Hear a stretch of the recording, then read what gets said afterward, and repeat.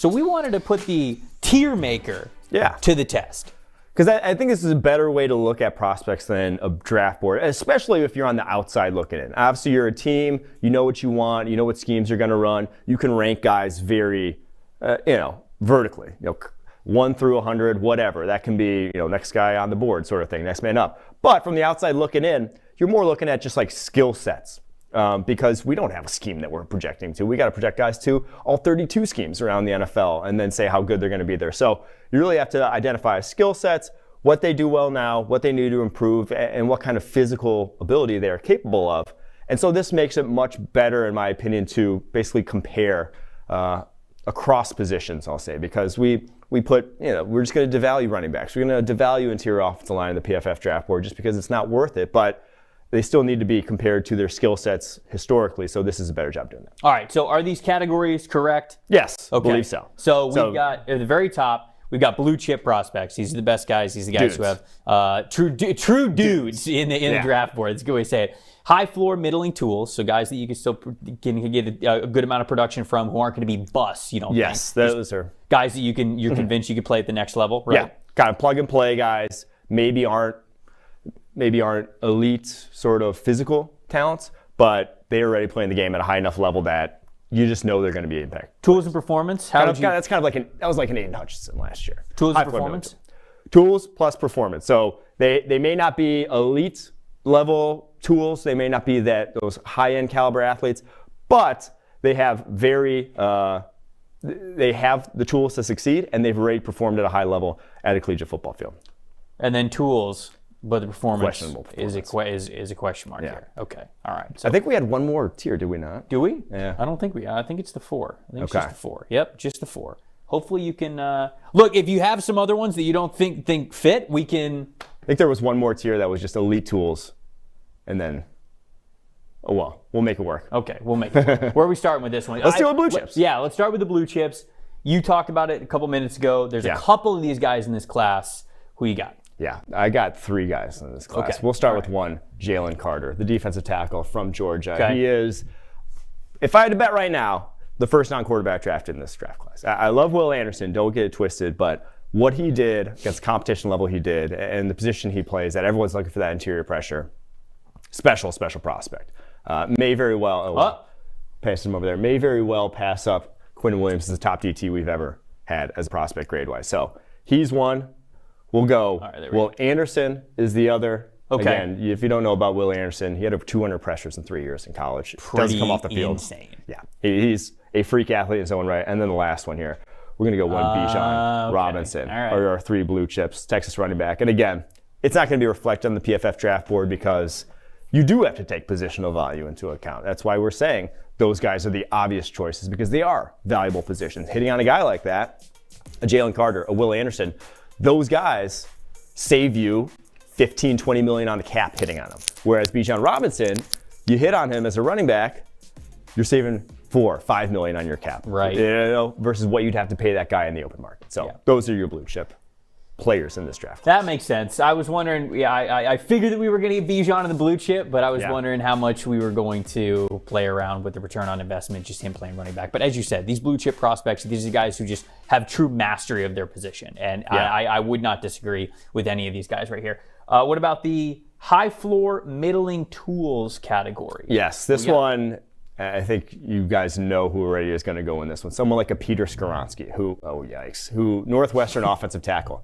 3 years as a starter, took over for Rashawn Slater as a true freshman. Yep. It's been starting ever since. One of the highest graded pass protection seasons we've ever had in the PFF era this past fall, but under 33-inch arms, on the smaller side for the position, not elite play strength by any means to where high floor because of the way he plays the position, but tools-wise is not going to look like a Penei Sewell looks at the tackle position. So I don't know if anybody looks like that's Penei also Sewell. fair. Watching the clip of him this past weekend of him just flipping his hips like he's a 190-pound corner was absolutely wild. Sorry. I know this. Next one on the high floor middling tools, Michael Mayer. Okay. Notre Dame tight end. And he's not fast. He's never going to be fast. He is not that guy that can really stretch the field at the tight end position. He's not Kyle Pitts.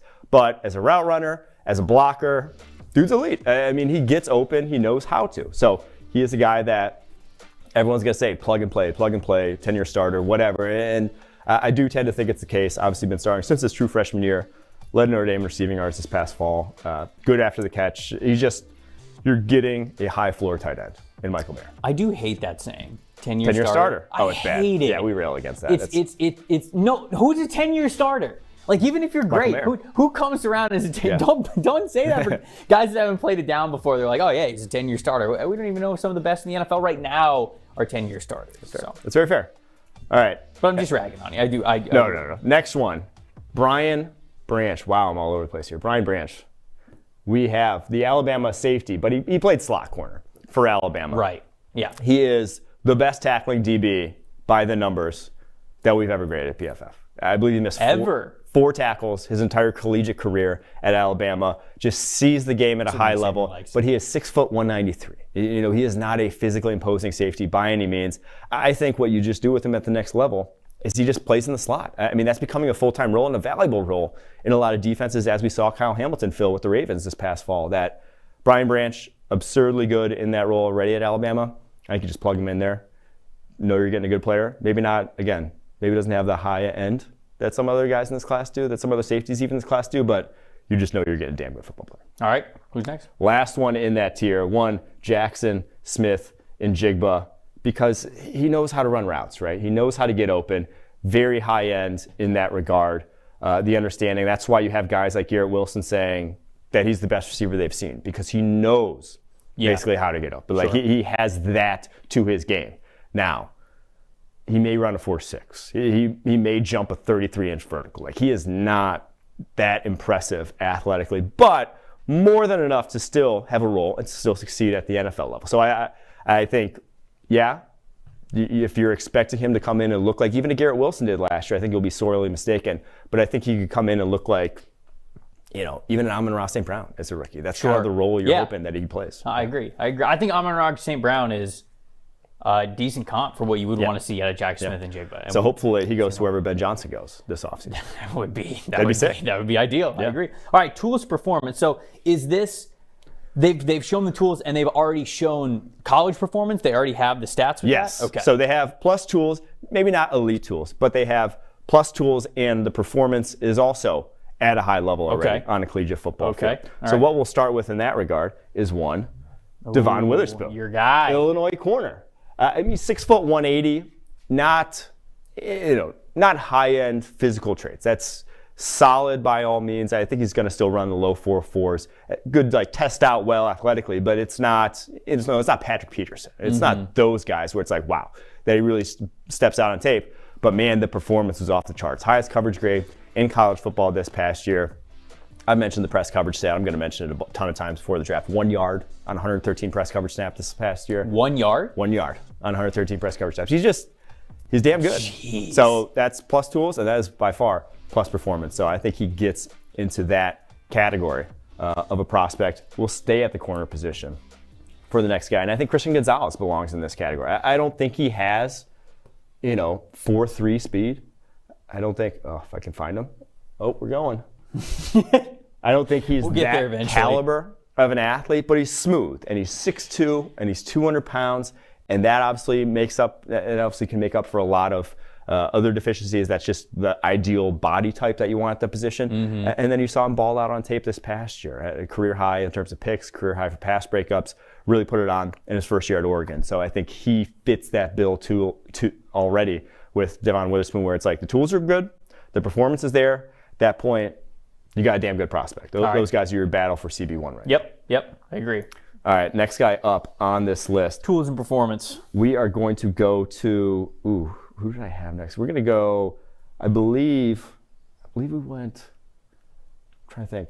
I think Jahmyr Gibbs was next on this list. Well, he does have the tools and performance after this year. Alabama running back. Yeah, I mean, he is maybe on the smaller side, so maybe doesn't fit, again, the high-end tools sort of bill, where it's like Bijan, Bijan's got it all. He's 6', 220. He's got every single box ticks. Jahmyr doesn't to that point, but he's going to probably run low 4.4s, maybe high 4.3s. He has that explosibility. He has the agility. He has pretty much everything else besides that size. And then obviously at Alabama this past fall, one of the best receiving backs in the country. Yes. One of the best big play backs in the country.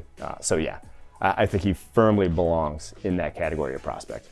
Yeah, for what his game is, this speed type of game where you could especially use him on third down as a receiver, it's hard to say that he doesn't have all the tools that you would want. He's an explosive dude. He's got soft hands. He's very quick as well, can force a lot of missed tackles. So I definitely agree with this one as well, with Jameer being in this category. All right, next one up. This is where I thought you were going. Performance. When you were looking for guys, I was like, are we seeing Paris Johnson Jr. the same or what? Yeah, we're going Paris Johnson Jr. in this category of, on tape, it's not as good as Peter Skoronski right now.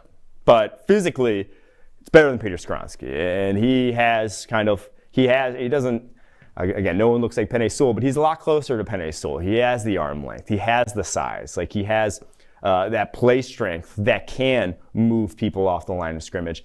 Just obviously, admittedly, going to be raw in pass pro when it's your first year at left tackle facing collegiate competition. So he got beat a little more than you'd like, but at least there's, I don't want to say that excuse, but at least there is a reason for why he may not look as good as Skoronski does in year 3 of playing left tackle when it's year 1 of playing left tackle for him. So would not surprise me if he ends up being OT1 off the board come next spring. Yeah, he is somebody who certainly looks the part. And something I'd love to talk about with him is that versatility. How he played right guard last year, played left tackle this year. He's shown that there's no sort of deficiency in his game. Not that it's been perfect, but you could play him in a variety of different roles. And we've seen so many times in the NFL, just because due to injuries, talk about getting your best 5 out there no matter what. He is always somebody who's going to give you that flexibility to put a best 5 offensive line out there. So yes, I do like Paris. All right, next up, we're going one Nolan Smith. All right. The performance aspect, he may not have the highest pass rushing grade, but again, some of that, we're going to go back to what we talked about Trayvon Walker. They don't let their defensive linemen just fire off and go eat as pass rushers. They are exercising a role more often than not. So when he doesn't put up numbers that others, maybe pass rushers around the collegiate football landscape do, you kind of have, I don't want to say, again, an excuse, but there is a reason for why he's not doing that. And it's a valid one. And when you watch him able to go one-on-one with opposing offensive tackles, it's very impressive. He has a number of moves at his disposal, and he has one of the best first steps outside of a Will Anderson in college football. And yeah, he's undersized, 6'3", 235, obviously he's pretty diced up. We could probably get into the 240s in time. But he's the kind of athlete and has already shown the kind of physicality, over 90.0 run defense grade over the past 2 seasons, that I think he's an every down player, even at that size. And especially in today's NFL, this is the guy you want when a quarterback's at the mesh point with the running back. This is the guy you want defending that, because he can defend both. He can track down these athletic quarterbacks in space. So may not fit the mold of what you think of as a traditionally good run defender, but in today's NFL, that's becoming more and more important. Yep. I think that's a really great point about defending read option players, because he's got the speed to be able to crash, he's got the speed to be able to take quarterbacks if they're going to keep it. So I think that's a great point as well. Do we have another one on this list? One more in this tier, and now I'm thinking I missed one in the last tier, now that I'm bringing this up. But Zay Flowers. Do you want to put him here? Or? No. Okay. There's a guy over here that I missed for that tier. Okay. Zay Flowers hit that next. is a plus tools guy in terms of his movement skills. Yes. He is. Yes. Reminds me of Jalen Waddle to a degree as a prospect, where it's like Jalen Waddle was fast this way, he was fast that way. Like anytime Jalen Waddle touched the ball, he was fast in whichever direction he wanted to go at that moment. That's Zay Flowers. He makes breaks, he runs whip routes that it seems like he gains speed when he changes direction somehow. As crazy as that is to say, it's obviously not the case, but it's an optical illusion because of how explosive he is. Now, 5'10", 172. That's what you're going to keep coming back to with him. Does not have the size, but we're seeing again and again the guys that could separate win at the NFL level. Size becoming antiquated to a degree. It's just not as necessary as it was in years past with the schemes we're seeing in the NFL. So Zay Flowers, plus tools, plus performance. Maybe not elite tools because obviously the size, but definitely qualifies plus. Who'd you miss in here? I miss Zach Charbonnet. That's going to be our last high floor middling tools. I don't think he's going to run. I'd be surprised if he breaks 4.5 in the 40. I don't think he's going to do anything that really blows the door off at the NFL Combine athletically, but he's going to test well across the board. He's solid athletically. And he's a big NFL back. He's built like an NFL back. Yes. Exactly. He has, and has shown in this UCLA offense, everything you basically want to project to the next level, and done it at a high level, top 3 rushing grades each of the past 2 seasons. That's what I'm going to bet on. So yeah, that's a high floor with maybe not the greatest tools. All right, some tools, but maybe a little bit of question marks around the performance and the output. Who are you starting with this final tier? We are going to go with Trenton Simpson. Okay. I don't think he has necessarily the ideal size, width, length profile that would put him in the other tier where I'm going to put over here, I guess now, which is just elite tools, but maybe not quite blue chips yet because they haven't shown on the football field. But this is just guys with plus tools. Trent Simpson has the athleticism, has the sideline to sideline range, is smooth in coverage, but maybe just lacking in that pure ability to read and react at the middle linebacker position. And now, he was a slot last year. He was an apex player in that Clemson defense, the overhang, whatever you want to call it. He didn't play between the tackles, so he wasn't used to doing that. His first year of doing it was, hit and miss. So that's why he gets in the kind of questionable performance, but the kind of everything you want from a coverage first linebacker, it's there with Trent Simpson. So I think he's still a first rounder, okay, but it definitely belongs in that tier of if he balled out a little more at the collegiate level, that guy would be a top 10 pick. Okay. Who else we got here? Next one in that one, we're going to put Broderick Jones. Okay. The Georgia offensive tackle. Yeah. No. I think I got it. Just zoomed him back here. There you go. I think he's still raw in pass pro. I mean, you watch this guy, you just physically look at him when they did the sky cam in the national championship game. He is wider, built than any of those other offensive linemen. The guy's legs are like tree trunks attached to his hips. He's just a unique physical specimen, but really rough around the edges in pass pro. He went up against a guy like Isaiah McGuire who could kind of match that physical play strength with the Missouri defensive end, and it didn't look great. Though he got exposed a little in that game. Obviously looked great in the national championship game. You saw him moving out in space. He could do that, but the performance aspect just not quite there. And again, first year of really being the full-time starting left tackle, so has not played a ton, gonna come in time, but performance still a question mark in that regard. And I'd put Anton Harrison in that as well, the Oklahoma left tackle. But probably a little better in terms of pass protection, but the play strength would get exposed in the running game. I still have question marks about that with him, but pass protection, feet, length, it's all there to be a player at the next level. So are these the only ones that you're going to put in this category? Oh, I got a couple one more. Okay, I got a few more. Okay, I wasn't sure. Because you said there was another one. We're kind of like going to create another category, but... We got two more in this category. We got one, Luke Musgrave, the Oregon State tight end. Your guy? He's going to be a lot of people's guys after the NFL Combine, because I think he's going to go low 4.5s. He's going to vertical jump somewhere in the high 30s. Like, he is an athlete. And that's, you look at even just this past tight end class. Who has the most yards from the rookie class tight ends? It is the guy who ran the fastest 40 at the NFL Combine. It is Chigakonkwo. And it's because that position is such an athletically driven position at the NFL level that those guys succeed. So only 2 games this past fall. Great in those 2 games, over 80 yards in both of them, but got hurt. So you haven't seen him really be a focal point like a Michael Mayer has, where he's getting 80 catches in the season. That's not been the case yet with Luke Musgrave. But athletically, I mean, Mayer does not hold a candle to what Musgrave is going to be able to do. So that's the kind of what you got to weigh with a guy like that. So he belongs in that mix. And I'd even throw Siaki Ika in this mix, the Baylor nose tackle. So where he's really 358 pounds, 6'3", everything you want from a nose tackle is there. His ability to move at that size is ridiculous, but obviously at that size wears down a little more than you'd like. Played fewer snaps this year than he did last year, which you don't obviously love to see for a guy, developing his collegiate career. You don't want to see him taking steps backwards in their performance and just holding up to double teams, not as elite as you'd expect from a guy that size. So kind of the tools are all there to be an impact nose tackle at the next level. Just you're kind of hoping it would be a little more consistent at Baylor than it was.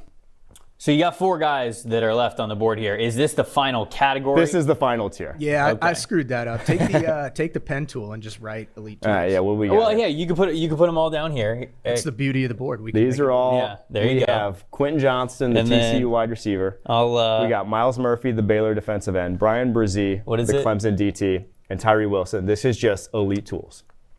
These are guys. Tools. These are Trayvon Walkers, let's say, in this draft class, where it's just like every single box is ticked. Every single box is ticked at a high level from a physical perspective. Now, are they going to hit the ground day one and look like that at the NFL? Like kind of obviously with Trayvon Walker, kind of a disappointing, not super impact rookie season.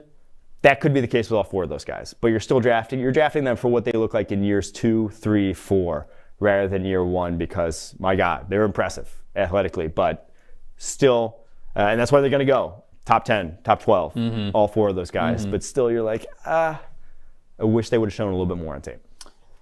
Quinn, do we have in the chat throughout this entire conversation anybody who they were saying, there's a lot of disrespect going on there. Hey, good shout out. Like, has there been any theme from the chat of any of the players when we kind of gone over them here? A lot of A grades for your rankings. Wow. Look at this. Yeah. Look at this. People seem to agree. And again, it's not really a ranking, right? It's kind of putting them in buckets to describe them and who they are as prospects. And now, the range on the board is going to be, Charbonnet is going to be like in the 40s, 50s, whereas Skronsky might end up in the top 10. And that's based off of tackles. An average tackle is super valuable. Even just a slightly above average tackle is super valuable, whereas a slightly above average running back, if that's Charbonnet's ceiling, nowhere near as valuable. So that's why the board will say one thing, but this can more just contextualize who these guys are. All right. So we are chat grade. Giving it an A. Hey. A from the chat. A from the chat. Well done, Mike. All right, we've got a couple of full screens to show you guys and recap what we have here. We've got the 3 blue chip prospects on the board with Jalen Carter, Will Anderson, and Bijan Robinson. I think the Elite 2 was probably next, but Tier 2 is where you had Myles Murphy, Quentin Johnson, Tyree Wilson, and Brian Brzee. Then the high floor guys, Brian Branch, Peter Skoronski, Michael Mayer, Jackson Smith, and Jay Bunn, Zach Charbonnet. You guys, you know what you're getting when you draft them. There's not a ton of projection. We've seen the production already at the college level, so you already know what they're going to give. The NFL level, and then finally, we've got in Tier 3. Actually, we have Tier 4 now. So Tier 3, Paris Johnson Jr., Devon Witherspoon, Christian Gonzalez, Zay Flowers, Nolan Smith, Jahmyr Gibbs. These are the guys that have the tools and the performance already on lock. And then the guys with good tools, but maybe not as much performance as we've seen so far, or have wanted to see: Trenton Simpson, Anton Harrison, Broderick Jones, Luke Musgrave, Siaki Ika. But those guys are still ones that you love to bet on. Oh, yeah. Good stuff, Mike. Love it, man.